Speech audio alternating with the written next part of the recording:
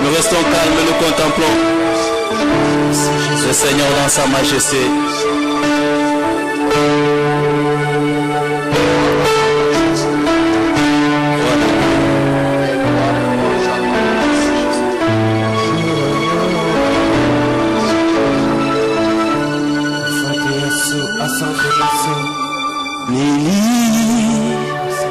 Pofika golingo futa nika iona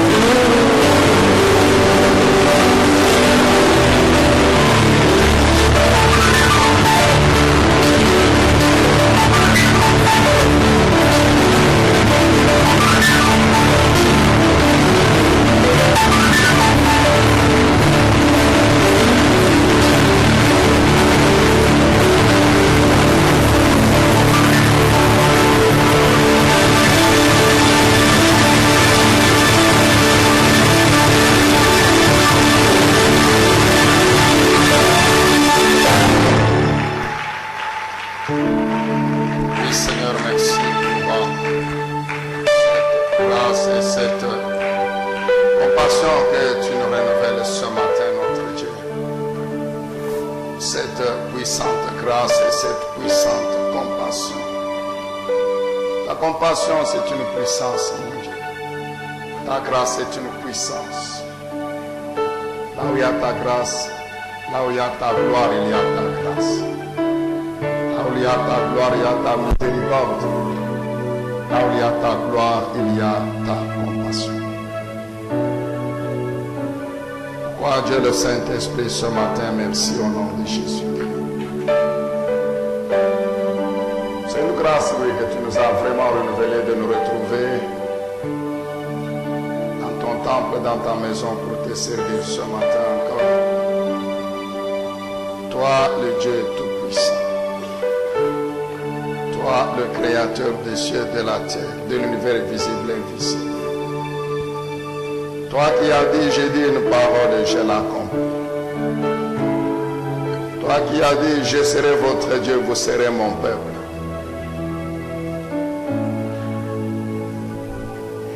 Toi le Dieu miséricordieux, compatissant, là la colère est en bonté. Si tu pouvais nous traiter selon nos péchés, si tu pouvais nous punir selon nos iniquités, personne ne se trouverait dans cette salle peut-être. Si tu pouvais tenir compte des iniquités, de la méchanceté des hommes, tu les aurais détruits et gardé Jésus au ciel.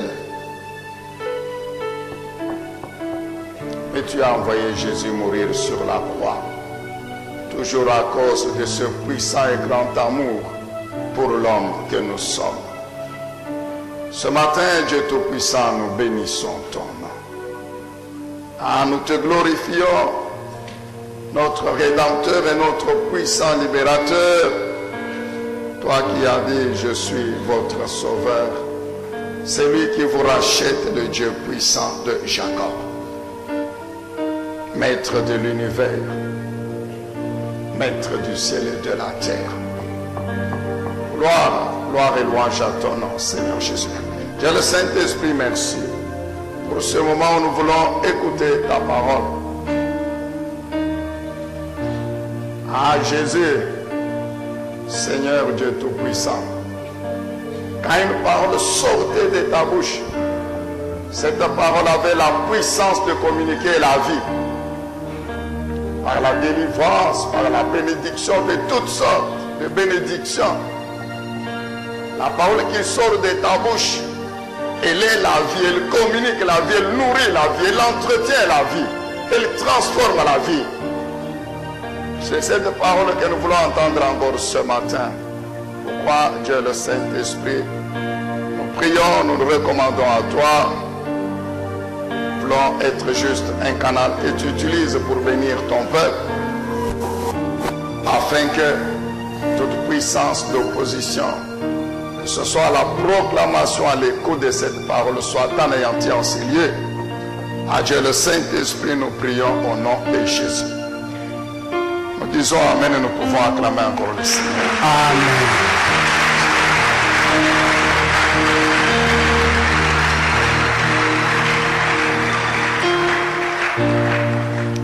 Que Dieu vous bénisse abondamment. Wapendwa wa Mungu awabariki sana. Et qu'il vous renouvelle sa grâce ce matin encore. Na warudishe tena neema yake asubuhi ya leo. Là où il y a la gloire de Dieu, il y a sa grâce. Pale peko utukufu wa Mungu pana kwa neema yake. Il n'y a pas de gloire de Dieu sans sa grâce. Pale peko utukufu wa Mungu pana kwa uwezo wa neema yake. Amen. Amen. Et Dieu vous bénisse. Mungu atubariki. Nous prenons nos Bibles. Tutachukua mabiblia yetu. Bon, on va lire en français beaucoup de textes là. Tutasoma lugha ya Kimombo tu, kuna kwa usomi nyingi. Pour nous, la lecture de la parole de Dieu fait partie de la prédication et de l'enseignement. Kwetu usomi wa neno la Mungu inakuwa ni mmoja wa mafundisho na mahubiri. Parce que c'est cette parole que nous prêchons, que nous enseignons. Sababu ni neno ambayo tunahubiri pia tunafundisha. Ce n'est pas notre propre parole. Haina neno letu wenyewe. Exode chapitre 33 verset 12. Kutoka sura 33 mstari wa 12. Exode chapitre 33 verset 12. Kutoka 33:12. Ce matin, le Seigneur veut parler à quelqu'un qui peut être dans une vallée. Asubuhi ya leo Bwana anapenda kusemea na mmoja ule anaweza kuwa ndani ya bonde. Quelqu'un qui est dans la vallée. Mmoja mwenye kuwa ndani ya bonde. Je sais que si vous tous vous êtes sur le sommet de la montagne. Najua kusema kama ninyi wote mko kuchongo ya mlima. Mais le Seigneur sait qu'il y a une seule personne qui peut être dans la vallée ce matin. Lakini Bwana anajua kusema kuna mmoja tu anaweza kuwa ndani ya bonde. Qui a fait longtemps marcher dans la vallée, en marchant dans la vallée. Ule aliyefanya siku nyingi anatembea ndani ya bonde. Alors si toi, cette personne, tu es là, mon frère, ma soeur. Kama wewe ule mtu kwa hapa, dada yangu, ndugu yangu, tu écouteras attentivement cette parole. Utasikia vizuri hii neno. Elle va te consoler. Itakufariji. Elle va te faire du bien. Itakutendea mema. Exode 33 verset 12. Kutoka 33 mstari wa 12. Moïse dit à l'Éternel, voici que tu me dis, fais monter ce peuple et tu ne me fais pas connaître qui tu enverras avec moi. Cependant tu as dit, je te connais par ton nom et tu as trouvé grâce à mes yeux. Alors maintenant, si j'ai trouvé grâce à tes yeux, fais-moi connaître tes voies. Alors je te connaîtrai et je pourrai encore trouver grâce à tes yeux. Regarde, Seigneur, cette nation est ton peuple. L'Éternel répondit, je marcherai moi-même avec toi et je te donnerai du repos. Moïse lui dit, si tu ne marches pas toi-même avec nous, ne nous fais pas partir d'ici. Comment sera-t-il donc certain que j'ai trouvé grâce à tes yeux ainsi que ton peuple? Ne sera-ce pas quand tu marcheras avec nous et quand nous serons différents, moi et ton peuple, de tous les peuples qui sont à la surface de la terre? L'Éternel dit à Moïse, je ferai aussi ce que tu me demandes là, parce que tu as trouvé grâce à mes yeux et que je te connais par ton nom. Moïse dit, fais-moi voir ta gloire. Moïse dit, fais-moi voir ta gloire. L'Éternel répondit, je ferai passer devant toi toute ma bonté et je proclamerai devant toi le nom de moi l'Éternel. Je fais grâce à qui je fais grâce et j'ai compassion de qui je vais avoir compassion. Et il ajouta, tu ne pourras pas voir mon visage car l'homme ne peut me voir et vivre. L'Éternel dit ensuite, voici un endroit près de toi, tu te tiendras sur le rocher. Quand ma gloire passera, je te mettrai dans un creux du rocher et je te couvrirai de ma main jusqu'à ce que je sois passé. Lorsque j'écarterai ma main, tu me verras par derrière, mais mon visage, tu ne pourras pas être vu. Nous allons dans Psaume chapitre 23. Zaburi sura 23. Psaume de David, chapitre 23. Zaburi ya Daudi kusura 23. Nous allons relire encore ce puissant psaume. Tutasoma tena hii zaburi mkubwa. Cette puissante prière. Hii maombi mkubwa. L'Éternel est mon berger. Ainsi, je ne manquerai de rien. Il me fait reposer dans de verts pâturages et il me dirige près d'une eau paisible. Il restaure mon âme, il me donne des forces. Il me conduit dans les sentiers de la justice à cause de son nom. Même quand je marche dans la vallée de l'ombre de la mort, ou même quand je marche dans la sombre vallée de la mort, je ne crains aucun mal car tu es avec moi. Ta houlette et ton bâton me rassurent. Tu dresses une table devant moi en face de mes ennemis. Tu verses de l'huile sur ma tête et tu fais déborder ma coupe. Oui, le bonheur et la grâce m'accompagneront tous les jours de ma vie et j'habiterai dans la maison de l'Éternel jusqu'à la fin de ces jours. Toujours dans Psaume, nous allons maintenant au chapitre 84. Ce sont des textes que nous connaissons très bien.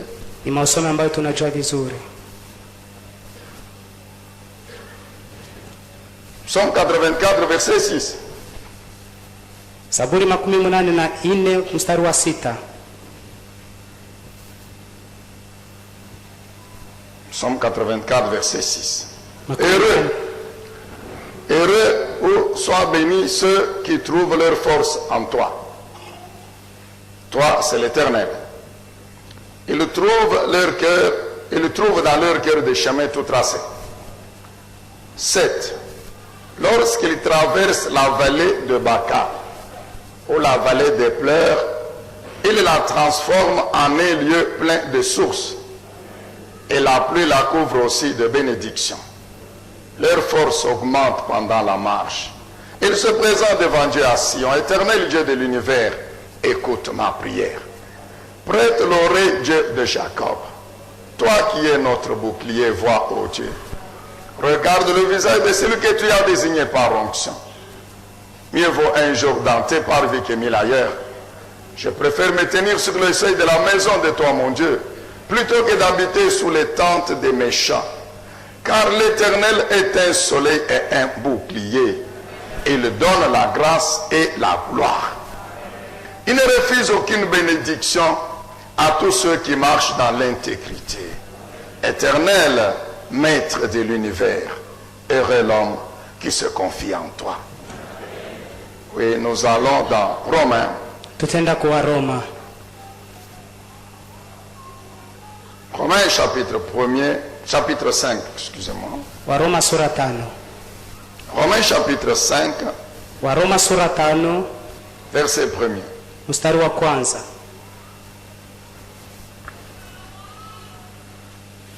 Romains chapitre 5 verset 1. Waroma sura 5 mstari wa kwanza.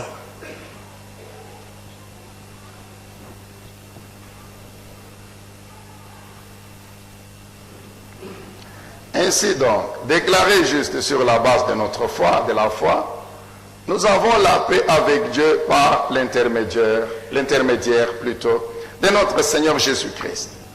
C'est aussi par son intermédiaire que nous avons accès par la foi à cette grâce dans laquelle nous tenons ferme et nous plaçons notre fierté, notre gloire dans l'espérance de prendre part à la gloire de Dieu.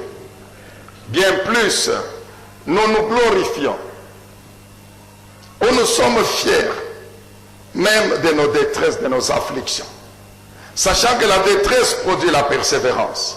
La persévérance produit la victoire dans l'épreuve, et la victoire dans l'épreuve donne l'espérance. Or, cette espérance ne trompe pas parce que l'amour de Dieu est déversé dans notre cœur par le Saint-Esprit qui nous a été donné. Et enfin, nous lisons Jacques. Kisha tutasoma Yakobo. Jacques, c'est après Hébreu. Yakobo ni kisha Waebrania. Chapitre 1er. Sura ya kwanza.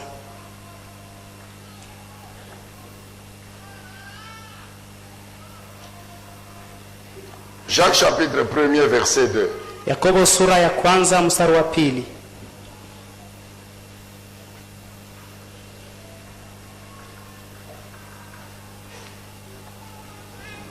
Jacques chapitre 1er verset 2. Mes frères et sœurs, considérez comme un sujet de joie complète, totale, les diverses épreuves auxquelles vous pouvez être exposés, sachant que la mise à l'épreuve de votre foi produit la persévérance. Mais il faut que la persévérance accomplisse parfaitement sa tâche pour que vous soyez parfaitement qualifiés sans défaut et qu'il ne vous manque de rien. Ce qu'on peut acclamer maintenant la parole du Seigneur. Amen. Dieu tout-puissant.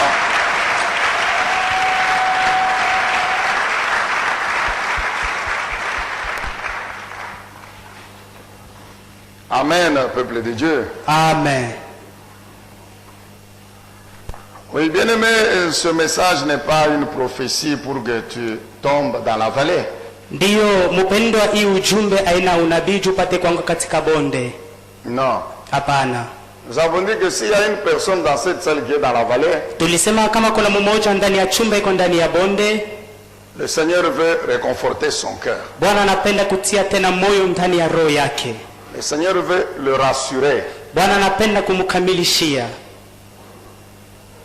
qu'il est avec lui dans cette vallée. kusema iko pamoja naye ndani ya ile bonde. Vous savez, bien aimé, Mnajua wapendwa, lorsque on lit les Saintes Écritures, wakati tunasoma maandiko matakatifu, particulièrement ces quelques textes que nous venons de lire, il y en a beaucoup. kwa upekee ambayo usomi tunatoka mkufanya, kuna mengi. On se rend compte Tunaona kusema que la gloire kusema utukufu n'est pas seulement quand on est sur le sommet de la montagne. haina tu wakati tunajikuta kuchongo ya mlima. Le sommet de la montagne, c'est quand on est bien, Chongo ya mlima ni wakati unakuwa mzuri, on n'a pas de problème, hauna na mambo, tout marche très bien, tout réussit, en famille, yote en inaendeka santé, mzuri, yote dans le inatembea mzuri, ministère, tout va bien, il n'y a pas de combat. ndani ya jamaa, ndani ya huduma yako vyote vinaendeka mzuri, hakuna mavita. Succès au travail, réussite dans les affaires, tout ça, ça marche très bien. Kavumo kukazi, maendeleo kukazi, vyote vinaendeka. Mais quand on lit la Bible, Lakini kama tunasoma Biblia, on se rend compte que la gloire n'est pas seulement quand on est sur le sommet de la montagne. sema utukufu haina tu wakati tunakuwa kuchongo ya mlima, Mais que quand on est aussi dans la vallée, il y a la gloire. na kama pia unajikuta ndani ya bonde kunakuwa pia utukufu, Il y a la gloire. kunakuwa utukufu. Nous parlons de la gloire de la vallée. Tunasemea juu ya utukufu wa bonde, Pas la gloire du sommet de la montagne, non. haina utukufu wa chongo ya mlima, pana kamwe. Nous parlons de la gloire de la vallée. Tunasemea juu ya utukufu ya bonde. La vallée, ce sont ces temps difficiles. Bonde inakuwa ni wakati wa tabu, Ces temps de preuve, de souffrance. wakati wa majaribu, wa mateso, Ces temps de pleurs, wakati wa kilio, de détresse, ya mateso, de tribulations, de persécutions. ya majaribu. Ça, c'est ça la vallée. Ile nje inakuwa bonde. Ce sont ces temps où on est exposé au danger. Ile wakati ambapo tunakuwa mbele ya hatari. Nous avons dit vendredi, Tulisema siku ya tano et sur cette terre, kusema pa ulimwengu, tout homme est exposé au danger. mtu wote anajikutaka mbele ya hatari, Que tu le veuilles ou non, upende usipopenda. ceux qui étaient avec nous ont compris encore le vendredi. Wale walikuwa pamoja nasi siku ya tano wanaelewa tena mzuri. La vallée, ce sont ces situations qui suscitent en vous la peur. Bonde inakuwa ni vitu ambapo vinaamsha ndani yenu woga. Point que vous pouvez arriver au point de vous demander, est-ce que réellement je vais encore vivre? Inaweza kufikia na wakati mmoja unaanza kujiuliza, kweli nitaishi tena? Des situations qui vous inspirent la crainte. Mahali moja kinawaletea woga, Ça, c'est la vallée. ile inakuwa ni bonde. Mais est-ce qu'il y a une gloire dans cette vallée? Kweli kunakuwa utukufu moja ndani ya ile bonde.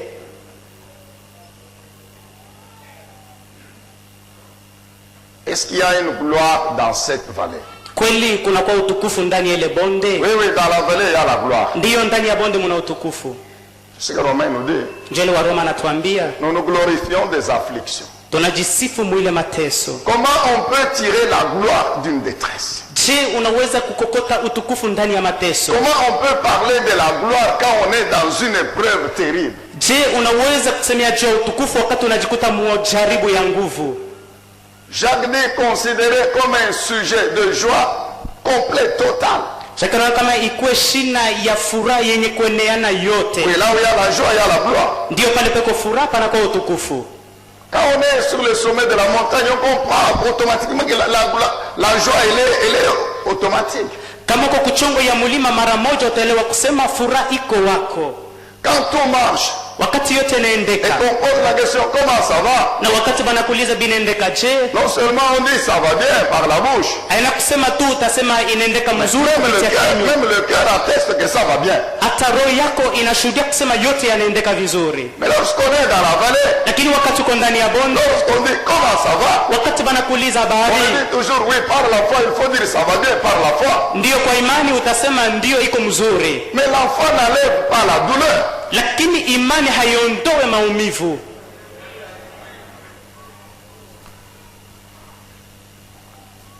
Lorsque j'ai des douleurs au ventre, wakati ni maumivu kutumbo. Je dis, comment, on me demande comment ça va bien. Wakati banakuuliza habari yako, nasema mzuri. Pourquoi? Parce que j'ai la foi que la douleur disparaîtra. Jani ni sababu ninajua kusema maumivu itapotea. Mais quand je dis ça va bien, la douleur est dans le ventre. Lakini wakati nasema inaendeka vizuri, maumivu iko ndani ya tumbo. C'est ça, c'est que la Bible. Ndio ile Biblia inatuambia. Un sujet de joie complète. Iko shina ya furaha yenye kueneana. Alors nous allons comprendre de quelle joie il s'agit. C'est ça la joie. Tutaelewa ni furaha nini, ndio tutaelewa.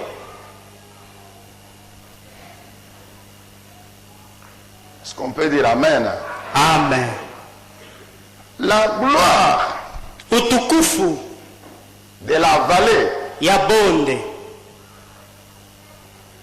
c'est quelle gloire? Inakuwa ni utukufu kani? La gloire de la vallée Utukufu ya mbonde concerne qui? inaelekea nani?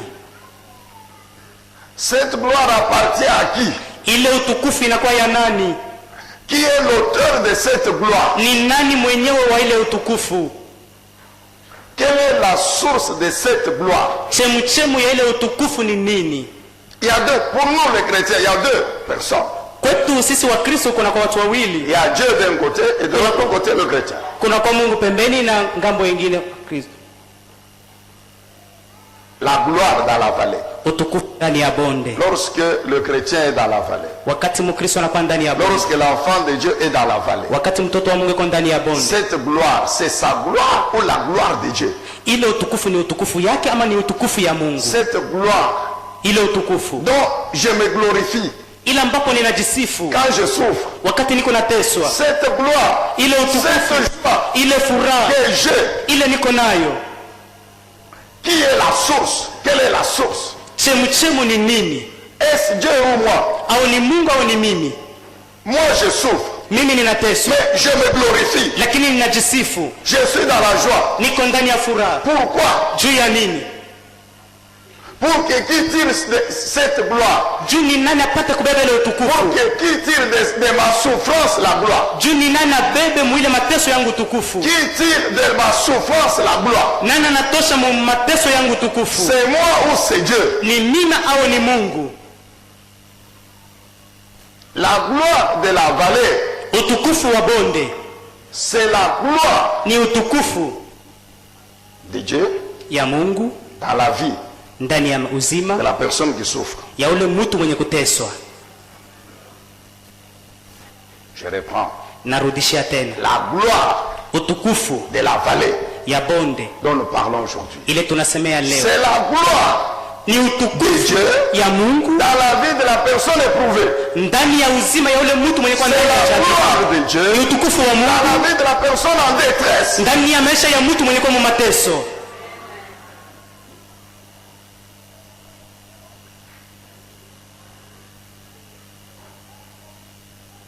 Est-ce qu'on peut dire amen? Amen. Je suis dans la joie Niko ndani ya quand furaha je souffre wakati ninateswa, pour que Dieu juu Mungu puisse tirer de ma souffrance sa gloire. apate kuonesha mu mateso yangu utukufu wake. Je me glorifie, je suis fier de souffrir Ninajisifu, ninakuwa na kavumu ya kuteswa pour que l'Éternel juu wa milele tire de mon épreuve sa gloire. atoshe mwile jaribu yangu utukufu wake. La gloire de la vallée. Utukufu wa bonde. Mais notons ceci. Lakini tuandike hivi, Il faut que mon attitude inabidi hali yangu de moi qui suis dans la vallée, ya mimi mwenye kwa ndani ya bonde, de moi qui souffre, ya mimi mwenye kuteswa, il faut que mon attitude inabidi hali yangu permette à Dieu imruhusu Mungu de manifester sa gloire. apate kuonesha utukufu wake. Si mon attitude Kama hali yangu n'est pas une opportunité, hailete bahati Dieu manifeste sa gloire, juu Mungu aoneshe utukufu wake, il ne manifestera pas sa gloire. Mungu asitaonesha utukufu wake Et ma vallée restera sans gloire. na bonde yangu itabakia bila utukufu. Or, ce que Dieu cherche, Ndio ni kusema Mungu anatafuta, c'est que de la vallée où je suis, ni kusema mule mubonde niko il tire une gloire. atosha utukufu. Moïse, Musa confronté à une situation terrible, mbele ya hali moja ya nguvu, il passe 40 jours sur la montagne. Il passe 40 jours. Anapitisha siku 40 kumulima sans manger ni boire, bila kula wala kunywa, recevant la loi, mwenye kupokea sheria de l'Éternel. ya wa milele. Il descend, Anashuka tout content, anafurahi de pouvoir présenter au peuple juu ya kuonesha mbele ya taifa le fruit, le résultat de son absence pendant 40 jours. matokeo yake vile asikuwa kwa muda wa siku 40. Il les trouve en train de danser devant un veau d'or Atakuta beko nacheza mbele ya ndama ya dhahabu que Aaron leur avait fabriqué. ila Aruni aliwatengenezea. Moïse est troublé. Musa anavurukwa. Nous savons qu'il a même piqué la glaire, il a même jeté les tables. Ndio kusema alitupa hata ile mbao ya sheria chini. Et dans cette situation compliquée, Na mwile hali ya nguvu nous l'avons lu dans ces quelques versets. tulisoma mausomi ambayo mbalimbali. Moïse a imploré Dieu pour qu'il pardonne au peuple. Musa alimuita Mungu apate kuhurumia Dieu lui taifa. a dit, je vais détruire ce peuple. Mungu alisema nitaharibu taifa. Puisqu'il refuse de reconnaître tout ce que j'ai fait depuis l'Égypte, je vais les détruire. Sababu wanakataa kutambua yote ambapo nilifanya tangia Misri, nitawaharibu. Je vous abandonne. Ninawaacha. Débrouillez-vous. Mwende mkajitafutia Moi, je ne wenyewe. vais plus avec vous. Mimi sitenda pamoja nanyi tena. Devant cette situation Mbele ya ile mambo compliquée pour Moïse, ya nguvu mbele ya Musa, Moïse dit à Dieu, Musa anamwambia Mungu, pardonne ce peuple. hurumia taifa. C'est ton peuple. Ni taifa yako. Ne le détruis pas. Usiharibu. Fais grâce à ce peuple. Uitende neema taifa. Fais-moi grâce aussi. Unitende pia mimi neema. 2. Cha pili, Si réellement tu nous fais grâce, kama kweli unatutendea neema, alors continue à marcher avec nous. endelea kutembea pamoja nasi. Toi, tu vas avec nous. Wewe utenda pamoja nasi. Si tu ne viens pas avec nous, nous ne bougeons pas. Kama auje pamoja nasi hatutatingizika. Si tu acceptes de continuer à marcher avec nous, en ce moment nous allons bouger. Kama unaitika kutembea pamoja nasi, basi tutatenga. Et il ajoute, fais-moi voir ta gloire. Na anaongeza, unionyeshe utukufu wako. Cette attitude devant Dieu Ile hali mbele ya Mungu a fait que Dieu puisse dire à Moïse, oui, je vais accéder à tout ce que tu me demandes. ilifanya Mungu apate kumwambia Musa, ninaitika yote ambapo unaniomba.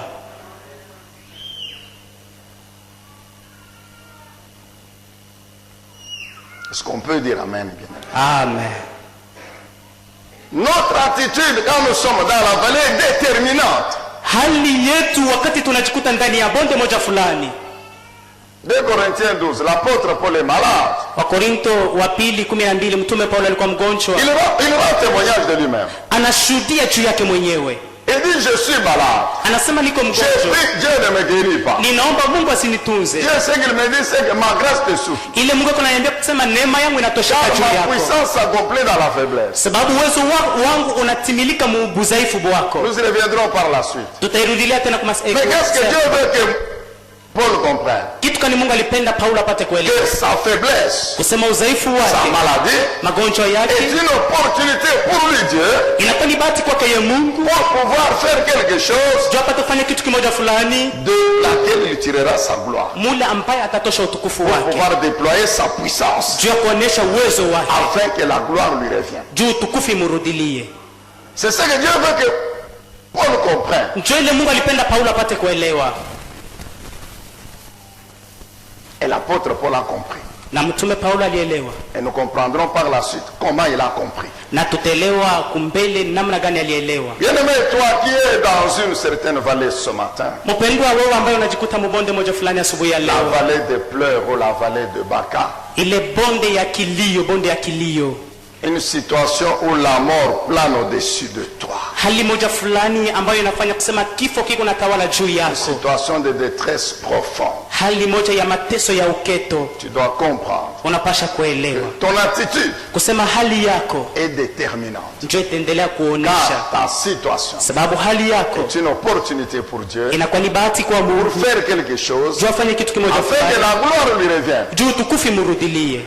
Alors il faut que tu fasses attention. Inabidi ufanye angalisho. Dieu sait que tu es dans la vallée. Mungu anajisema uko mbonde, Il attend de toi lakini anachunga un kwako comportement quelconque, hali moja conséquent, fulani ili ya matokeo attitude conséquente hali moja qui soit taonesha une opportunité pour lui ile itakuwa bahati pour kwake déployer sa puissance juu apate kuonesha uwezo afin wake qu'il tire la gloire. juu apate kutosha utukufu. N'oublions pas, Tusisahau la gloire de la vallée, kusema utukufu wa c'est la bonde gloire ni utukufu de Dieu ya Mungu dans la personne ndani ya mtu qui est dans la vallée, ule mwenye kwa ndani ya dans la vie de bonde, la personne qui souffre. ndani ya uzima ya ule mtu mwenye Dieu ne mateso. tire pas sa gloire Mungu ashitosha seulement quand utukufu nous wake sommes sur le sommet de la mort. wakati tuko kuchongo ya mlima. Parce que Dieu sait souvent, Juu Mungu quand anachonga nous sommes mingi. sur le sommet de la montagne, nous l'oublions. Wakati tuko kuchongo ya mlima tuonekana kumsahau. Dieu sait que quand l'homme est sur le sommet, Mungu anataka kusema wakati mtu yuko kuchongo ya mlima.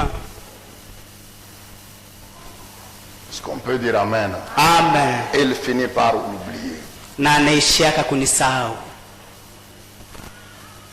Amen. Amen. Mais de quelle gloire s'agit-il? Ni utukufu gani ambapo iko nasemewa hapa? Comment cette gloire se manifeste? Je, hii utukufu itaonekana? Quels sont les éléments qui composent cette gloire? Ni maneno gani inaonesha hii utukufu? Cette gloire de Dieu dans la vie de moi qui souffre. Ile utukufu ya Mungu mu maisha ya mimi ambaye ninateswa. Cette gloire de Dieu dans les vies de ses enfants éprouvés qui sont dans la vallée. Ile utukufu ya Mungu mu maisha ya watoto wake wenye kwa mujaribu, wenye kwa mbonde. Mais elle se manifeste comment? Inaonekana kaje? Quels sont les éléments qui la constituent, qui la composent? Ni maneno gani inafanya ile utukufu? Oui, nous commençons par répondre à cette question aujourd'hui. Ndio tunaanza kujibu kwa ile ulizo leo. En rentrant au premier texte que nous avons lu, celui d'Exode 33. Tunarudia kusoma wa kwanza tulisoma Kutoka 33. La dernière chose que Moïse demande à Dieu, Kile kitu kama mwisho Mungu Musa analomba kwa Mungu, montre-moi ta gloire. unionyeshe utukufu wako. Moïse dit à Dieu, nous voulons voir une nouvelle gloire. Musa anamwambia Mungu, tunapenda kuona utukufu mpya. Je ne sais pas qu'est-ce qui était dans la pensée de Moïse. Sijui ni kitu gani kilikuwa mafikiri ya Musa.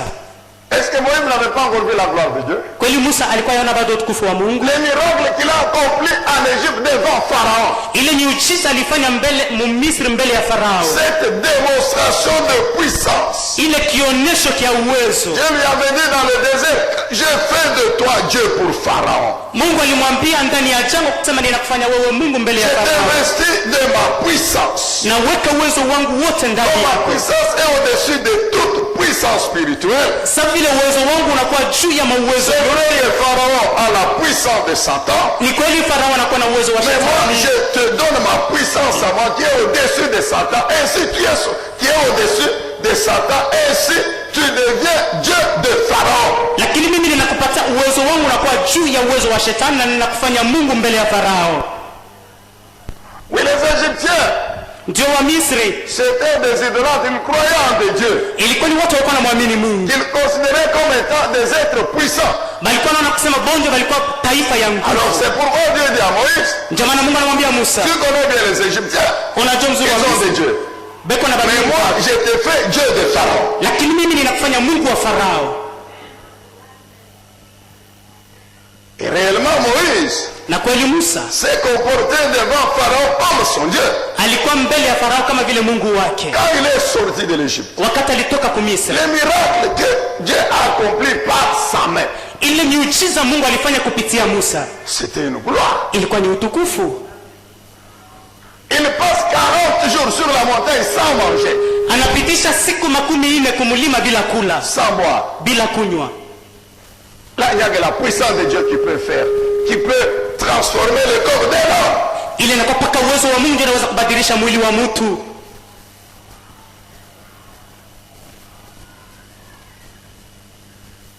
N'est-ce pas la gloire? Aina ile utukufu. Mais Lakini tout cela, Moïse a oublié. ile yote Musa alisahau. La situation était tellement compliquée. Ile hali ilikuwa kweli ya nguvu. Dieu lui dit, j'ai fini, je me retire. Mungu anasema kuna malizika, ninajikokota. Il y a un verset qui dit, Dieu lui a même dit, de toute façon, ces gens, c'est toi, allez, débrouille-toi. Kuko hata verse moja nasema hawa watu ni wewe. Allez, ces gens, ce sont déjà, débrouille-toi, moi, je me retire. Asema Musa, hapa ni watu bako, mimi najikokota, mimi nakuacha uende nao pamoja. C'était compliqué pour Moïse. Ilikuwa mvuruko kwa Musa. Pourquoi il dit à Dieu, montre-moi ta gloire. Ndio maana anamwambia unionyeshe utukufu wako. Anasema napenda kuona utukufu mpya. Et la réponse de Dieu, Na pale jibu ya Mungu. vous examinez bien la réponse de Dieu. Wakati kama unachunguza mzuri jibu Dieu ya ne Mungu. dit pas à Moïse Mungu asimwambie Musa que demain je vais accomplir encore tel miracle. kusema kesho nitafanya tena muujiza mmoja fulani. Non. Hapana. Dans la réponse que Dieu donne à Moïse, Mujibu ile Mungu anampatia Musa. Dieu ne fait pas allusion au miracle. Mungu asiangalie miujiza. Car souvent nous croyons que ce sont les miracles qui constituent la gloire de Dieu. Sababu mara nyingi tunaweza kusema ni miujiza ndio inafanya Il n'y a utukufu wa Mungu. plus de gloire de Dieu dans l'église. Hakuna tena Il utukufu wa Mungu n'y a mkanisa. plus de miracles. Mkanisa kuna Les tena aveugles ne miujiza. vont plus dans l'église. Vita vifanyike tena Aujourd'hui, mkanisa. on ne voit plus les bateaux marcher. Leo tuone Il n'y bila a plus de kutembea. gloire de Dieu. Hakuna tena utukufu Quand wa Dieu Mungu. répond à Moïse, Wakati Mungu anamjibu Dieu ne Musa. dit pas à Moïse que je vais faire tel miracle. Mungu asimwambie Musa sema nitafanya muujiza fulani.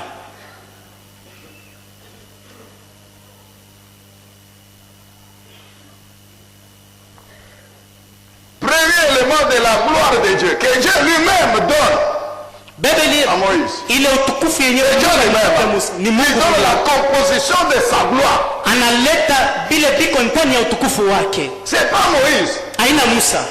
C'est pas l'auteur. Non, c'est Dieu lui-même Ni Mungu mwenyewe. qui définit Ndio analeta la composition de la gloire que Moïse demande. vile vinafanya utukufu ya Moïse dit bien, Musa analomba. Seigneur, Musa anasema mzuri montre-moi wako. ta gloire. Vous comprenez? Unionyeshe utukufu wako.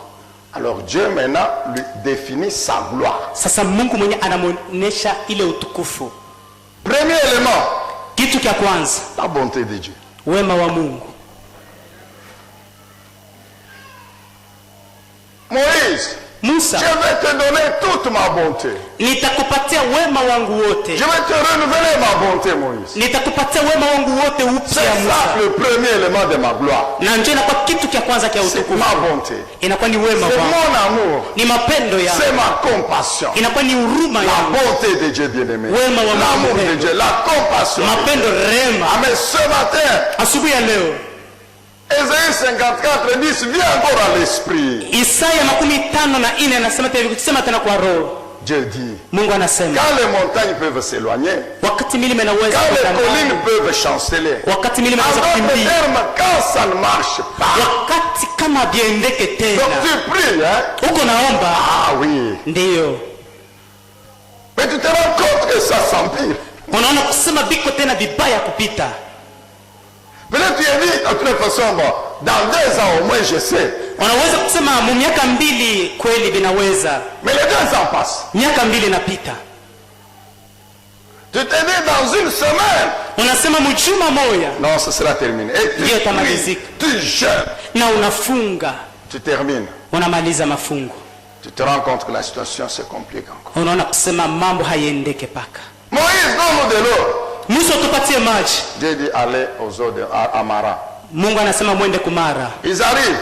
Banafika, Ils sont contents de banafurahi boire de l'eau. ya kuona maji. Mais quand ils goûtent Wakati banaonja l'eau amère, maji ya uchungu, cette fois-ci c'est terminé. hii mara sasa kunamalizika. Non, ça c'est le signe de Dieu. Kweli hii ni alama ya Mungu. La réponse elle est là. Kweli liko pale. Quand tu veux prendre la réponse, Wakati unapenda kubeba jibu, tu te rends compte que ce n'est pas la réponse. unaona kusema aina ile ndio jibu.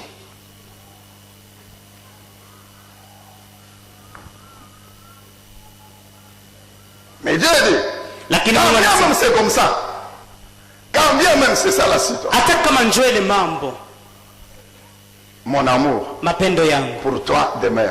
juu yako inaendelea. Quand bien même ce que tu me demandes semble s'éloigner, Hata kama vile uko naomba vinaonekana sasa viko nini tena mbali. quand bien même ce que tu attends de moi n'est pas encore là, Hata kama vile uko nachunga upande wangu haviafika, je t'aime. lakini Mon ninakupenda. amour, sois conscient que mon amour est là. Ukweli uhakikishe kusema mapendo yangu iko pale. Et il ajoute, Na mon anaongeza alliance de paix ile agano yangu ya salama n'est pas ébranlée. haina yenye Mon alliance kuvunjika. de paix avec toi Agano yangu ya salama pamoja nawe n'est pas ébranlée. haina yenye kuvunjika.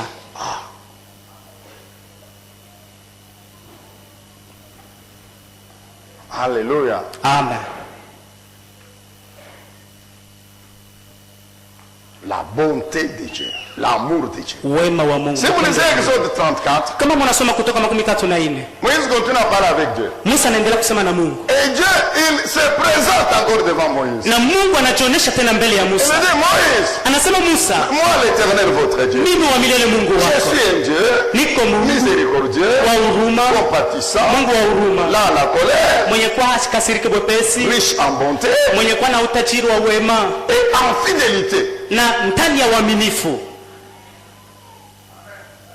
C'est Dieu qui dit à Moïse, Ni Mungu anamwambia Musa, moi l'Éternel, mimi wa je milele suis riche en bonté et en fidélité. ninakuwa na utajiri wa wema tele na uaminifu. Nous avons toujours dit ceci, Tunasemaka hivi siku yote que la compassion de Dieu, kusema la rehema ya bonté Mungu, de Dieu, c'est son amour. wema wa Mungu ni mapendo yake. Tout ça, ça s'enchevêtre. Amen. Vile vyote Ça fait vinaingiana. partie. Là où, quand on parle de l'amour de Dieu, il y a la bonté. Wakati Quand banasema on kama parle mapendo de la Mungu, bonté, il y a la compassion. wakati banasema juu ya C'est wema la kwa grâce, elle est rehema toujours là. na neema na kupaka mule ndani. La compassion de Dieu, Rehema ya Mungu c'est une puissance inakuwa ni uwezo qui triomphe yenye kuonekana et de la mort, na ya kifo et de la maladie, na ya magonjwa même du péché. hata muzambi. Prenons les trois cas là. Tubebe ile mambo tatu. Quand nous lisons la Bible, Wakati tunasoma Biblia, beaucoup de miracles que le Seigneur Jésus a opérés, ni uchiza mingi ile Bwana Yesu alitenda. les trois cas Ya tatu juu ya ine ont concerné les gens dans la vallée. iliendelea kuelekea wale watu walikuwa ndani ya bonde. Les trois cas Ya mingi ont concerné les gens dans la vallée. ilielekea wale watu walikuwa ndani ya bonde. Bon, si tu es bien, Kama uko mzuri, Dieu va faire quoi? Mungu atafanya nini? Parce que toi-même tu sais que tu es bien. Jua peko unajisema niko mzuri. Tu as l'argent, tu as tout. Bon, On a Dieu pesa, va on a te donner encore l'argent, ça va te faire quoi? Mungu akupatie tena makuta atafanya nini?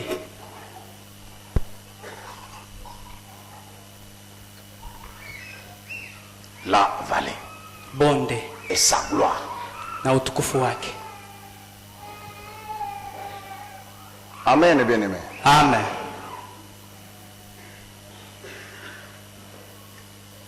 A même le dit Jésus, Nasema Yesu il voit la foule. anaona kikosi kia watu. La Bible dit, il a eu compassion de la foule. Biblia inasema akasikia huruma juu ya kile kikosi kia watu, Et il ajoute, na anaongeza, priez que le maître de la moisson envoie les moissonneurs. muombe ule mwalimu wa mavuno apate kutuma wavunaji. De quelle compassion il a eu de la foule? Huruma alisikilia ile kikosi kia watu, Parce qu'ils étaient esclaves du péché. sababu walikuwa watumwa wa dhambi, Ils étaient sous la domination de Satan. walikuwa chini ya kutawaliwa kwa shetani, Leurs âmes sous l'esclavage de Satan. manafsi yao chini ya utawala wa shetani. Il a regardé, Aliangalia, il a eu compassion. akasikia huruma. Le Seigneur a vu comment ces âmes seront le dernier jour brûlées dans le feu. Mungu aliona namna gani wale watu siku ya mwisho watachomwa Il ndani ya a eu moto, compassion. akawasikilia Et il huruma dit aux apôtres, na akaambia wa mitume, priez le Père. muombe Il Baba envoie les moissonneurs. atume wavunaji, Il envoie les évangélistes atume wainjilisti pour leur prêcher la bonne juu nouvelle. ya kuwahubiri habari Leur njema, dire juu ya kuwaambia que le Sauveur, je suis déjà là. kusema Mwokozi niko wako, Afin qu'ils croient en moi juu apate et que je kuniamini les mimi délivre de l'esclavage. na niwaokoe mwile C'est utumwa wa pourquoi dhambi. on dit que Dieu ne hait pas le pécheur. Ndio maana Biblia inasema Mungu asichukie watenda dhambi. Mungu anapenda watenda Il dhambi, hait le péché lakini dans la vie du péché. anachukia dhambi ndani ya maisha ya watenda dhambi. Pourquoi Dieu aime le pécheur? Ndio nini Mungu anapenda watenda Parce que dhambi? l'objectif de Dieu n'est pas que le pécheur périsse, non, mais que le pécheur soit sauvé. C'est pourquoi Jésus a dit à Nicodème, Dieu a tant aimé le monde, il a tant aimé les hommes vivant dans le péché, et à tel point qu'il m'a envoyé pour que, si ces gens croient en moi, ils ne puissent plus périr. Anapenda watenda dhambi juu bashangamie lakini baokoke. Ndio maana alimwambia Nikodemo, Mungu alipenda ulimwengu maana alinituma juu nipate kuokoa watu wasende wakaangamie. Il est devant une foule affamée. Là, ils ont faim, le ventre. eko mbele ya kikosi kile kilisha kuchoka kinasikia. La Bible dit Jésus a eu compassion de la foule. Biblia inasema Yesu akasikia huruma ya kile kikosi cha watu wenye Il dit aux apôtres, mais anaambia wa mitume hao 2 jours, aujourd'hui c'est le 3e kuna kwa jour. siku mbili, leo ndio siku ya tatu bado Ils n'ont pas mangé. abana na Allez, chakula, débrouillez-vous, donnez-leur à manger. alafu muwatafutie chakula muwapatie. Et nous savons ce qu'il a fait par la suite. Na tunajua kile alifanya kwa mwisho. La compassion de Jésus. Huruma ya Yesu. Je vous ai dit qu'elle triomphe même de la mort. Niliwaambia kusema inaonekana hata mkifo. Je vous ai dit avant que Jésus n'opère un miracle de délivrance, de guérison, de résurrection, la Bible, l'Esprit de Dieu a tenu à préciser qu'il a eu compassion.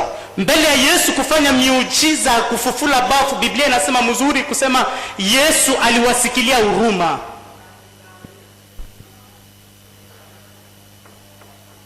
Nous connaissons. Tunajua.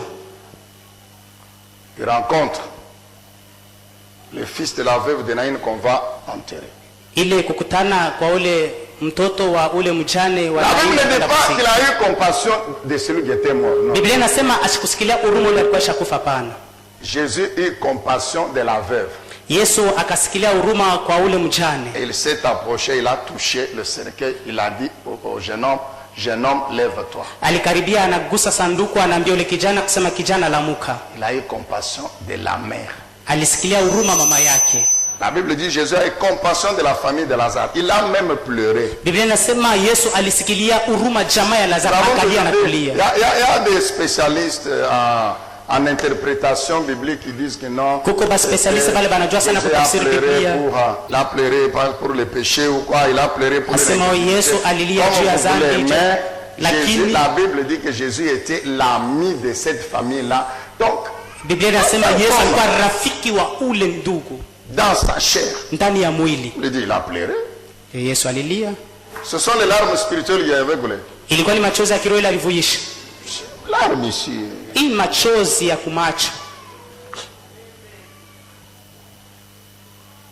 Et il a dit, montrez-moi où vous l'avez enterré. Na alisema mnionyeshe kule mlimuzika. Montrez-moi où vous l'avez enterré. Mnionyeshe kule mlimuzika. Amen. Amen. Va relire bien Ésaïe 61. Wendo kasome mzuri Isaya 61.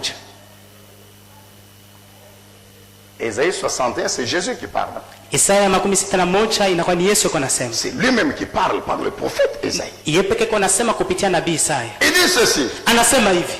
L'esprit du Seigneur est sur moi. Roho ya Bwana iko juu yangu. De la puissance de son esprit. Mungu alinijaza na uwezo wa roho wake. Et il décrit maintenant les choses qu'il va faire par la puissance de l'Esprit de Dieu. Na anaandika vile vitu atafanya kupitia uwezo wa roho ya Mungu. Dites Amen. Amen. Est-ce que j'ai dit que quand tu es sur le sommet de la montagne, Dieu n'est pas avec toi? Non, je n'ai pas dit ça. Nilisema kama uko kuchongo ya mlima Mungu ashina pamoja na sikusema vile. Mais je suis en train de dire ceci. Lakini niko nasema hivi. Quand nous lisons Ésaïe 61. Wakati mnasoma Isaya 61. Jésus dit. Yesu anasema. L'esprit du Seigneur est sur moi. Roho ya Bwana iko juu yangu. Alinipaka mafuta. Kia kwanza. Pour proclamer juu ya kutangaza une bonne nouvelle aux pauvres. Habari njema kwa maskini. 2. Kia pili. Pour ouvrir les yeux des aveugles. Juu ya kufungula macho ya vipofu. 3. Kitu kia tatu. Guérir ceux qui ont le cœur brisé. Kutunza wale wanakuwa na mioyo yenye kuvunjika. 4. Kia 4. Proclamer la délivrance des captifs. Kutangaza ufungulifu kwa wale wafungwa. Et libérer les prisonniers. Na kwenda kufungua wenye kufungwa. 5. Kia 5. Proclamer une année de grâce. Kutangaza mwaka moja wa neema. 6. Kia 6. Il m'a alinipaka mafuta. Il m'a rempli. Alinijaza. De la puissance de son esprit. Na uwezo wa roho yake. Pour consoler. Juu ya kufariji. Les affligés de Sion. Wale wenye kuwa ndani ya shida ya tabu wa Msioni. Pour leur donner de la splendeur. Juu ya kuwapatia faraja. Au lieu du deuil. Kwa roho yao. au lieu de la cendre. kuliko kulia, kuliko kilio. Une huile de joie au lieu du deuil de la tristesse. Mafuta moja ya furaha kuliko ile kilio cha mateso. Pour leur donner un vêtement de louange au lieu d'un esprit abattu. Jua kuwapatia mavazi moja ya kusifu kuliko ile roho yenye kuvunjika. Afin qu'on les appelle les terebintes de la justice. Jua wapate kuwaita waterebinti ya haki. Une plantation de l'éternel mon Dieu. Pourquoi? Pour Ile servir wa à milele sa gloire. chini juu ya kusaidia kukufu wake.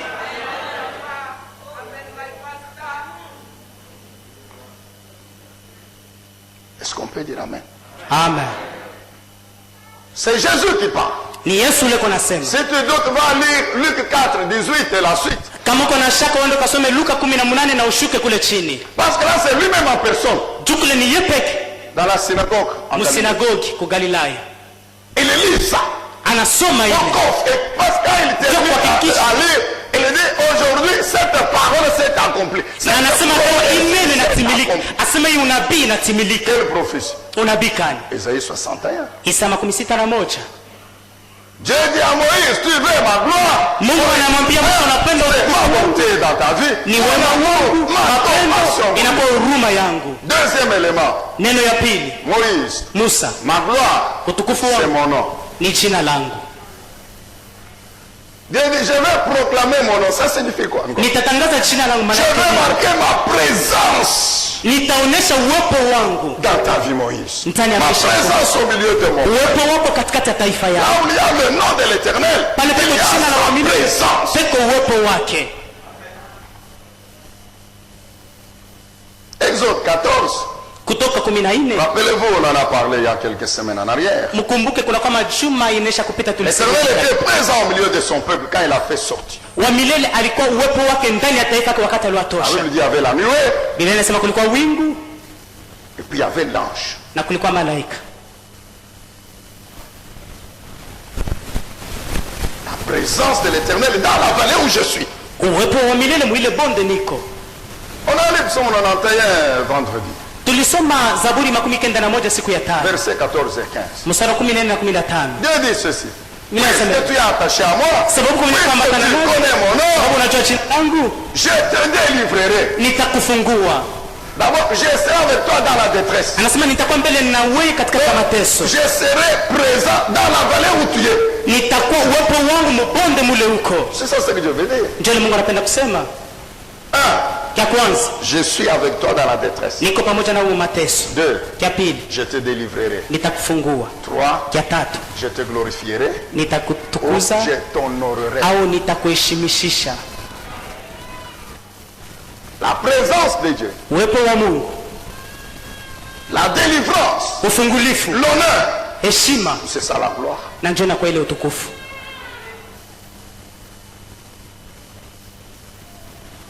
J'ai dit vendredi.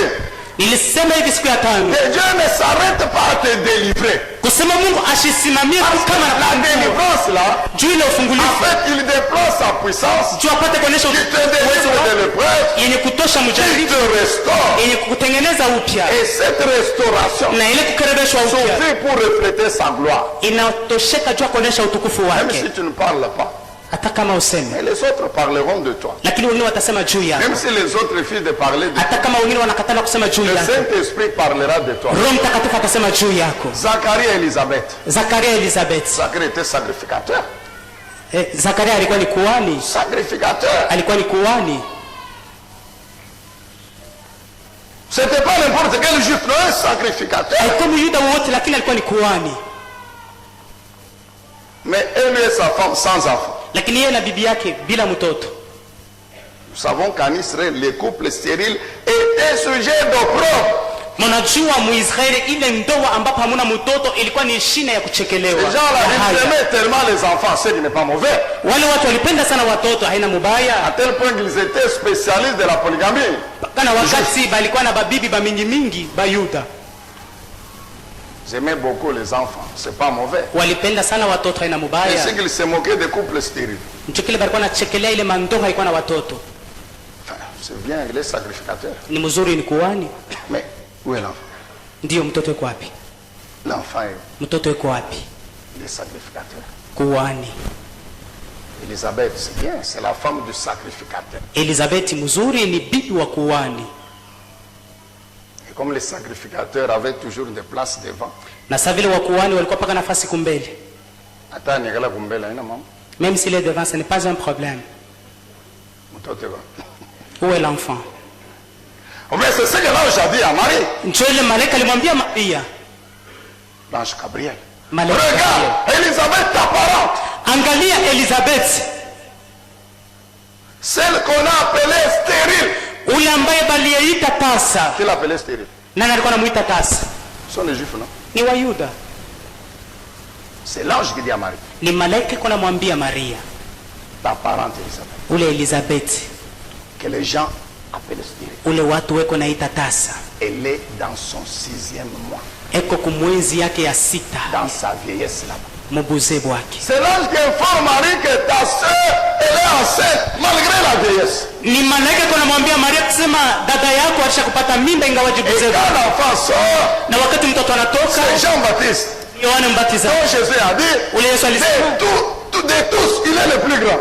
kwa wote yeye ndio mkubwa. Et bien aimé, même si les hommes refusent de parler de toi, Wapenda kama watu Dieu va wanataka t'honorer, Mungu akata l'Esprit atakuheshimisha. parlera. Roho itasema. C'est pourquoi nous continuons à parler de Zacharie et d'Élisabeth. Ndio maana tunaendelea kusemea juu ya Zakaria na Parce que le Elizabeth. Saint-Esprit a tenu à ce qu'on écrive dans Juu la Bible. Roho Mtakatifu alipenda wapate kuandika ndani ya Biblia. Je serai avec toi dans la détresse. Nitakuwa pamoja nawe Je ndani ya te mateso. délivrerai et Nitakufufua je te glorifierai. na Je nitakuheshimisha. t'honorerai, oh mon frère et ma Nitakuheshimisha sœur. ndugu yangu na Quelle dada que yangu. soit la profondeur de la vallée, Ingawaji upepo wa et bonde, ton attitude permette à l'Éternel lakini hali ya kumruhusu wa milele d'être présent, endelee kuwa de hapo, te délivrer le jour qu'il a marqué. akufungulie na siku aliyotayarisha, atakuheshimisha. Il dit, je t'honorerai. Anasema nitakuheshimisha. Moïse, Musa, ma présence dans ta vie, c'est ta gloire. C'est wewe ma gloire. wangu ndani ya maisha yako ni utukufu Tu wangu. veux ma gloire? Unapenda utukufu Cherche wangu? ma présence dans ta vie. Tafuta uwepo wangu ndani ya maisha yako. Ésaïe 41. Isaya 41 Verset 10. 10. Le prophète dit ceci. Biblia mwandishi anasema hivi. Ainsi dit l'Éternel. Kwa milele Ne anasema hivi. crains rien. Usiogope kitu. Ne crains rien. Ça veut dire quoi? Usiogope kitu maana yake Donc, nini? je suis dans une situation où je peux craindre. Ni kusema niko mahali moja kule naweza kuogopa. Ne peut craindre que celui qui est menacé. Ule mwenye ataogopa ni pako ule mwenye Ne kumanishwa. peut craindre que celui qui est en danger. Ule kwa naogopa ni pako ule kumwatari. Je sais que Israël est en danger. Lakini Mungu anajua kusema Israeli Et il kumwatari. envoie Esaïe pour lui dire. Na anamtuma Isaya kumwambia usiogope kitu. Pourquoi? Parce que moi, l'Éternel, je suis Mimi avec mwenyewe toi. niko pamoja nawe. Donc je suis présent dans cette situation. Ni kusema uwepo wangu uko ndani ya ile Il mambo. te fait craindre, ne t'en fais pas. Je Ile ni suis présent. kukogopesha usiogope, Je niko suis avec toi. niko pamoja Ne nawe. t'inquiète pas. Je Usihangaike. suis ton Dieu. Niko Mungu Je wako. viens à ton secours. Nakuja kukusaidia. Dans cette vallée, Mwile je bonde te soutiens. ili nye Par kukushika ma puissante main. kupitia Par ma kusaidia kwa uwezo droite triomphant. mu mkono wangu wa kuume. Dieu ajoute. Na Mungu À ce anaongeza moment-là, kwa ile tous wakati ceux qui sont enragés contre toi, wale wote walikuwa na makali tous juu ceux qui yako, sont enflammés contre toi, wale wote wenye kuwa na tous makali ceux juu qui yako, veulent profiter de ta présence dans la vallée pour t'enterrer. wale wanapenda kukuzika muwepo wako ndani ya bonde. Parce que dans l'église, Simu kanisa, ndani ya kanisa, vous entendez les gens dire, mnasikia watu wanasema, attends, Nassim. même s'il part. Ça, Maintenant, attends, Jonesh. même s'il s'est fait montrer. Quand ils parlent comme ça, Wakati wiko nasema vile, ces gens-là veulent que tu sois délivré ou bien ils veulent que la situation là t'enterre. bale watu banapenda ufunguliwa au banapenda ile mambo ikuue. Alléluia. Amen. Attends, un enfant. Même s'il fait. Ça, Maintenant. ça c'est ce que l'autre.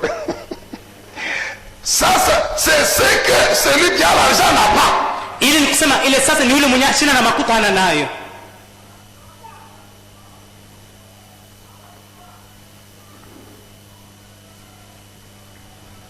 Dieu dit, dans cette situation, je te soutiens par ma puissante main, par ma droite triomphante. Mungu anasema mwile hali kusaidia kumkono wangu wa kuume yenye Et si kuonekana. tous ceux-là qui veulent t'enterrer, Na zaidi kwa wale wanapenda ils seront kukuzika, dans la honte. watakuwa ndani ya haya, watakuwa Tous mvuruko. ceux qui te font la guerre. Wale wote wenye kukombanisha, Quand les gens nous font la guerre, c'est pourquoi? C'est pour que nous vivions bien, pour que nous mourions. wakati wetu wako natukombanisha ni juu tuishi vile tukufe. Quand les sorciers combattent quelqu'un, c'est pour l'enterrer ou bien c'est pour le laisser vivre? Wakati beko na balozi beko na loka mtu ni juu kumuzika ama ni kumwacha na buzima. Même s'ils ne le tuent pas physiquement. Hata kama bamupike hivi Ils kimwili. détruisent tous les éléments vitaux. Beko na haribu maneno yote yenye kuishi. L'homme vit, mais en réalité, c'est la même chose s'il était mort. Eko naishi lakini kwa kweli ni sawa vile mtu alishakufa. Alors Dieu dit ceci. Alafu Mungu anasema hivi, Je vais faire périr nitaendelea kuangamiza tous ceux qui te combattent. wale wote wenye Ils kukombanisha, périront wataangamia à ma droite triomphante. kupitia mkono wangu wa kuume C'est wenye ça la gloire de la vallée. na njoo kwa utukufu wa bonde.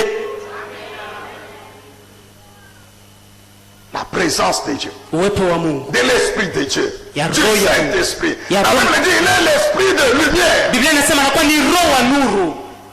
La lumière, c'est le symbole de la puissance de l'Esprit de Dieu. Nuru inakuwa ni kionyesho cha uwepo Et wake. là où le Saint-Esprit est présent, Pale peko Roho il Mtakatifu, n'y a aucun démon qui peut s'approcher. hakuna hata pepo moja inaweza kukaribia. Là où le Saint-Esprit est présent, Pale Roho Mtakatifu wako, il n'y a aucune puissance des ténèbres qui peut s'approcher. hakuna hata uwezo mmoja wa giza inaweza kukaribia. Là où le Saint-Esprit est présent, Pale Roho sa Mtakatifu wako, puissance agit. uwepo wake Il n'y a katenda, aucune situation qui peut résister. hakuna hata hali moja inaweza kukwama.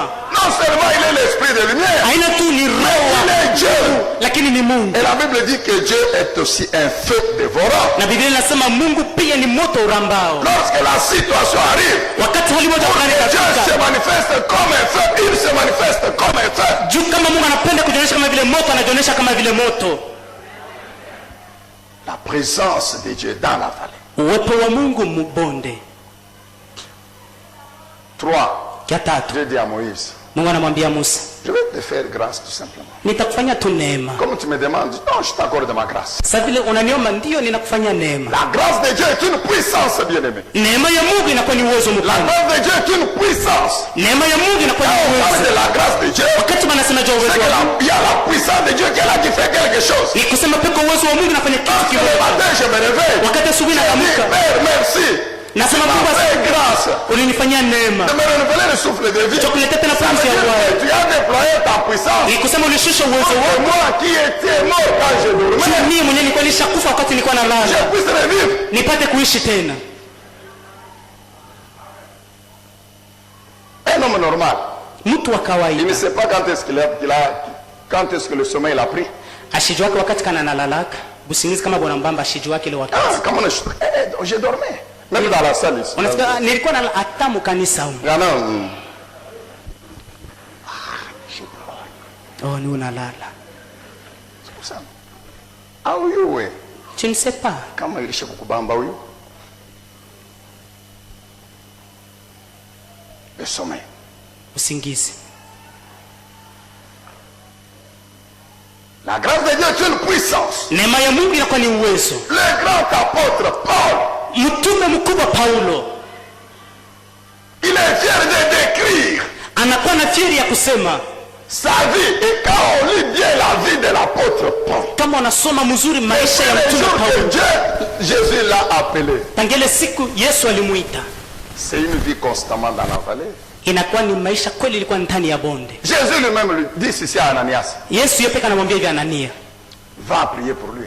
wewe ndo kama ombee. Vous savez, Ananias a dit non, non, non, non. Mwanajua Anania Cet asema homme là-bas, mais tu sais qu'il est venu ici pour nous arrêter. Hein? hapana, unajua kusema alikuwa hapa juu kutufunga. Jésus lui dit très bien. Yesu anamwambia mzuri, Les hommes, vraiment, les hommes, je ne comprends pas. Nous, les serviteurs de Dieu. Shiba Jésus lui dit, Dieu, va Yesu dans la rue, là, qu'on appelle la mwile voie. banaita Chez kukume Tel, kwa mtu fulani, tu trouveras utakuta un nommé Saïl. mtu mmoja jina lake Saulo Il prie. anaomba, Et pendant qu'il prie, na wakati ako il naomba voit dans la vision anaona muono un homme du nom d'Ananias, mtu mmoja jina lake Anania, c'est-à-dire toi, ni kusema wewe qui prie pour lui, qui lui impose les mains pour que ses yeux s'ouvrent. huko namwombea juu macho akipate kufunguka. C'est Jésus qui dit à Ananias Ni Yesu ndiye anamwambia Anania que Saïl te voit dans la vision, tu pries pour lui. kusema Saulo anakuona mumaono huko namwombea. Ananias dit non, non, non. Anania anasema hapana, hapana, Ça, c'est notre Ananias. ule ni De toute façon, Ananias. Je t'informe qu'il est venu pour nous tuer ici. Na kupasha Mungu Jésus kusema lui dit non, anasema hapana, parce que je l'ai choisi. juu nilimchagua Et je lui ferai voir tout ce dont il souffrira. na nitamwonyesha vile vyote atatesiwe yamo. Aujourd'hui, le ministère, c'est toujours sur le sommet de la montagne. Leo mahuduma iko paka kumachongo ya milima. Hapana. Si réellement Dieu l'a appelé, comment il n'a pas la dip? On m'a raconté que dans une convention, Alinifasiria kusema kukongamano moja fulani, les bishops se lèvent et disent, un bishop ne peut pas ne pas avoir une dip. bishop anasema, bishop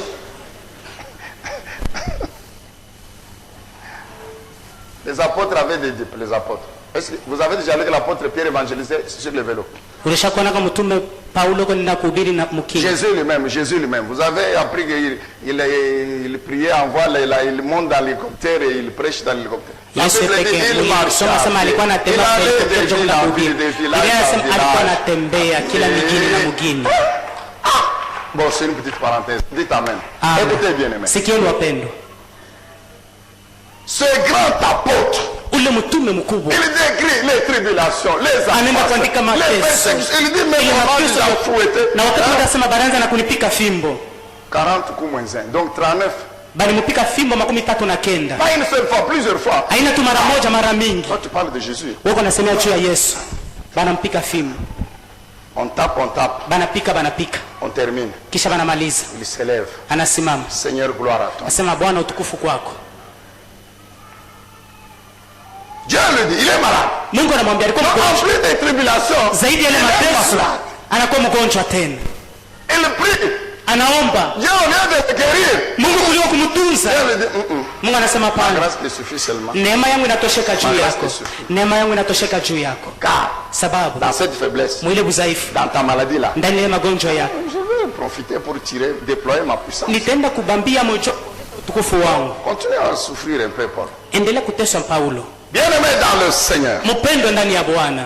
Où est la gloire dans cette situation-là? Utukufu kwa wapi mwile mambo? La gloire est celle-ci. Utukufu ni. Vous savez, lorsque nous sommes confrontés aux difficultés, mnajua wakati tuko mbele ya magumu, le diable profite toujours.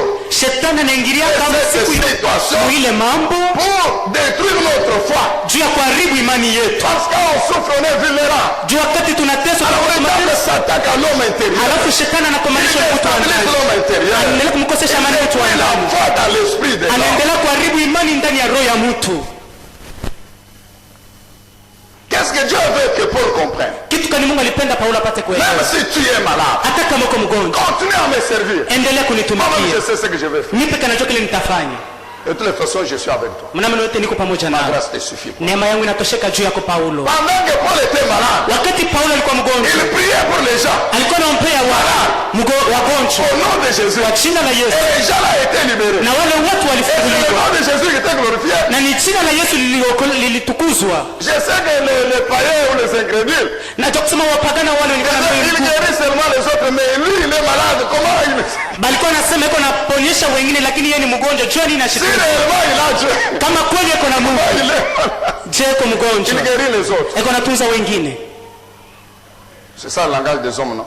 Na njole masemo ya watu. Pendant qu'il souffrait, wakati alikuwa anateswa, Paul servait Dieu. Alikuwa il prêchait l'évangile. Alikuwa anahubiri injili. Il la puissance de Dieu. Alikuwa anatangaza uwezo wa Mungu. Alikuwa anaendelea kuonesha l'évangile de Jésus. Kusema injili ya Yesu Kristo. Haina tu ndani ya neno, lakini inakuwa kionyesho pia cha uwezo.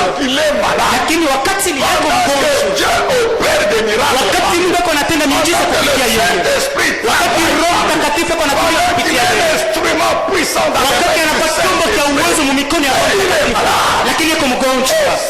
Na ile shetani ashipendake, mais c'est ça qui l'anéantit. Na mcho ile ilikuwa na mkono. C'est cette attitude là que Dieu veut. Na mcho ile hali Mungu anapenda. Bien-aimé dans le Seigneur. Napenda ndani ya Bwana. Rome dit quoi? Waroma anasema nous nous glorifions. Anasema tunajisifu des afflictions. Juu ya mateso. Nous sommes contents. Tunafurahi. Nous souffrons. Wakati tunateswa juu ya nous souffrons. Juu wakati tuko na teso. Cette souffrance. Ile mateso. Produit en nous la persévérance. Inaleta ndani yetu kudumu. La persévérance. Na ile kudumu. La victoire dans l'épreuve. Ushindi ndani ya majaribu. Na ushindi ndani ya majaribu inakuwa ni tumaini. La persévérance. la patience, ile la kuvumilia, victoire, ushindi, l'espérance. ile Ce sont des tumaini, vertus spirituelles yote inakuwa ni vionyesho vya qui kiroho ne caractérisent que les chrétiens. vile vinaonyesha mpaka Bakristo, Et ces vertus-là, na ile on ne tabia les développe pas quand c'est difficile, quand on est sur le sommet de la montagne. inakuwa kigumu kuionyesha wakati uko kuchongo ya mlima. La persévérance, Kudumu, la patience, uvumilivu, l'Esprit de Dieu, roho ya Mungu pour nous apprendre cela, ndio kutufundisha hiyo, il nous conduit dans la vallée. anatuongoza ndani ya bonde. Et lorsque je développe ces vertus spirituelles, Na wakati naonesha ile je matendo ya suis kiroho, persévérant, ninakuwa mwenye kudumu, je prie, ninaomba, j'ouvre les yeux, ninafungua macho, ça s'aggrave, binakuwa tena je vibaya, prie, naomba, j'ouvre les yeux, Fungula ça macho. continue, je prie, binaendelea, je naomba, prie, naomba, je prie, naomba, je sers Dieu, natumikia je le Mungu, sers, namtumikia, même s'il y a des pertes, hata kama kuko les kupoteza prêts là que j'ai, je continue à payer la vie, ile kidogo niko nayo, naendelea sur kulipa, les prêts là, je donne, mwile kidogo natoa, après tout, mwisho wa je yote vous ai déjà dit, nilishakuambia l'argent que tu as, ce n'est pas ton argent, ile makuta uko nayo haina yako, c'est l'argent de Dieu. ni makuta ya Si Mungu. je fais tout ce que je peux faire, Kama nafanya yote napenda et kufanya que ça ne marche na pas, kama biendeke, comme c'est son argent, sasa vile ni makuta je yake, vais lui dire, mais nitamwambia tu m'as donné l'argent. ulinipatia makuta. Tu sais que moi, je suis juste. Unajua kusema Tu niko sais mtu wa que je haki, suis sérieux dans le unajua travail. kusema niko sehemu Mais kazi. maintenant, regarde. Sasa angalia Comment ça se passe? vitu kani vinapitikana, Lui-même, le yeye propriétaire, peke il mwenyewe saura comment faire. atajua je kufanya. C'est pourquoi moi, je dois continuer à faire ce qu'il me demande. Ndio mimi nitaendelea kufanya vile kuna nyumba kufanya. Je ne vais pas dire non, comme Sitasema non, bwana. les bénéfices étaient 10 000, maintenant c'est 1000. Ah, Sasa vile donc, faida je ilikuwa paye plus 10 la ilikuwa dîme. 1000 au Vous trouvez les gens, non, mais moi, je ne Unakuta mtu comprends anasema pas. hapana, mishelewe Je paye la dîme de 1000 $. nilikuwa nalipaka chakula Et ya puis, je commence à payer la dîme de 500 kisha naanza kulipa ya Aujourd'hui, 100 c'est 100 $. leo inakuwa 100 Aujourd'hui, c'est 10 $. leo inakuwa 10. Les gars, tu me le bien dit. Moi je vais abandonner. C'est pas ton argent. Haina makuta yako, C'est pas ton argent. haina makuta yako. Si tu meurs aujourd'hui, utendra yo. Kama unakufa leo, tu vas partir avec ça, Tu vois, mon cher. tu vas laisser ça. Même si ton cadavre pleure. Hata kama maiti yako iko nalia, Ça reste. inabakia Le propriétaire. mwenyewe Amen. Bien aimé dans le Seigneur. wa Est-ce pepo. qu'on peut dire encore bien Amen? Amen. Paul, ma Paulo, grâce te suffit. neema yangu inatosheka juu yako, unitumikie mtoto wangu, unitumikie, Fais ce que tu dois faire. fanya bila unapasha Moi-même, je kufanya. sais ce que j'ai fait. Mimi peke najua bila nitafanya. Alléluia. Amen. C'est ça la puissance de l'esprit. Na njoo ile uwezo wa Roho Et Mtakatifu. quelqu'un, quand le monde regarde, Wakati dunia comment, inaangalia, comment dans cette situation, yakuta je mwi hali il peut continuer à prier Jésus. ataendelea kuomba Mungu? Hapana. Oui, maman, il y a majimo. Cette maman elle est folle. Les enfants, ou la bagulak. Batoto ils ne mangent pas. Il n'y a pas 22 heures. Seulement 22 heures. John, mwana kasashi. Tu verras maintenant le mari venir avec un petit sachet. Mais malgré tout ça, il nous embête la nuit. Oh, Ingawaji ile yote kuna tuzuru usiku, o Mungu. oui, ma soeur. Ndiyo dada yangu, Continue à proclamer le nom de Jésus. endelea kutangaza jina la Yesu. Un jour, Siku moja, on nous dit ces choses. Oui, c'est vrai. Paulo anasema hivi, nilikuwa nasema Un jour. siku moja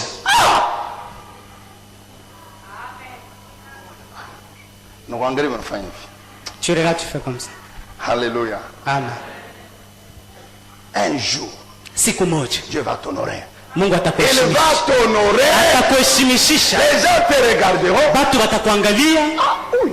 tasema celui-ci, Tulikuwa naye mkadelo bien, ndio tulikuwa naye mshekamini. c'est lui qu'on restait avec lui au cadre bien la Jécamine. Est-ce que c'est elle? Mais oui, c'est toi. Ndiyo, ni weye, C'est toi. ni weye Du quartier là. wa mwile quartier. Oui, oui. Ndiyo, ni weye. Pourquoi Dieu t'a honoré?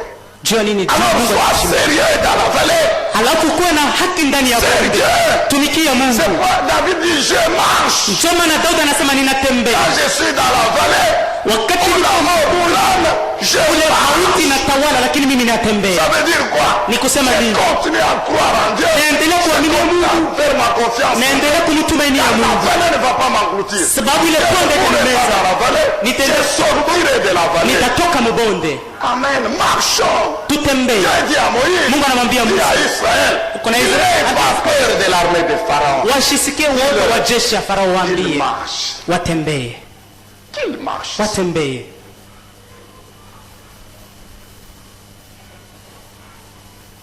Amen, bien-aimé. Amen. C'est vrai que Dieu a Oui. fini par guérir l'apôtre Paul. Mungu aliishia kumtunza mtume Paulo, Bien-aimé, retiens ceci pour terminer. Mpendwa, ashike hivi jua kumaliza. Quand l'apôtre Pierre dit ceci, Wakati mtume Petro anasema, soyez sobre, soyez vigilants, veillez. kusema mkuwe ange mkeshe.